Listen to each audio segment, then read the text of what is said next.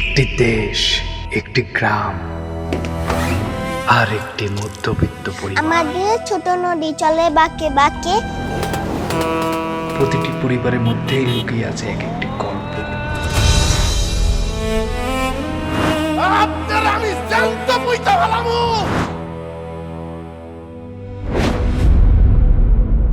তোর জ্বালায় আমি ঠিক মতো কামও করতে পারবো না।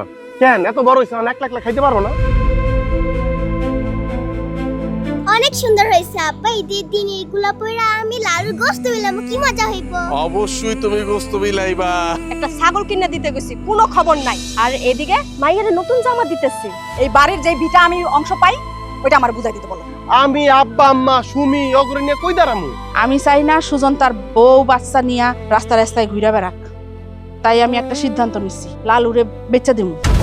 ওরে তো কুরবানির নিয়তে পালছি।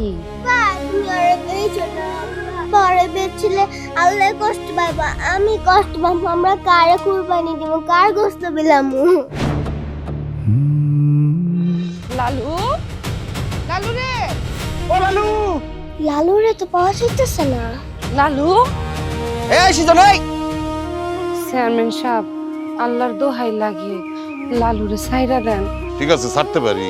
সবার আগে আমার এই বাড়ির জঙ্গলাগুলি পরিষ্কার করবি, আর তারপর 7 দিন বিনা পারিশ্রমিকে তোরা বাপে পুঁতে আমার জমিতে কামলা দিবি।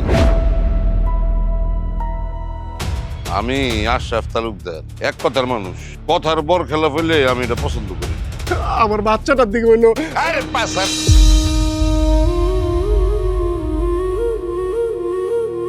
বিশ্বাস করেন সুমির বাপ, আমার কাছে যদি আর কিছু থাকতো আমি সেটাও আপনারে দিয়া দিতাম।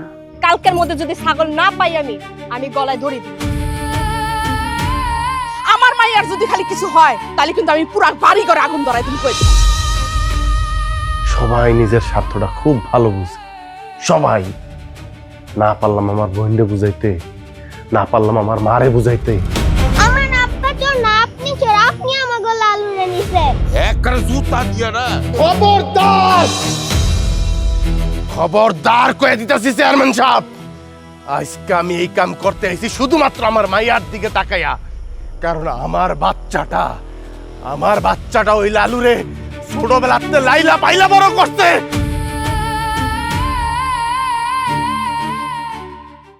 দেশটা আমাদের বুকের ভেতর রাখা আছে। এই স্বপ্নগুলি দেশের সবচেয়ে বড় সম্পদ। আমরা বিশ্বাস করি এই স্বপ্নগুলিতেই তৈরি হবে স্বপ্নের বাংলাদেশ। স্বপ্ন ধরা, ধরনীর বুকে স্বপ্নের ঠিকানা।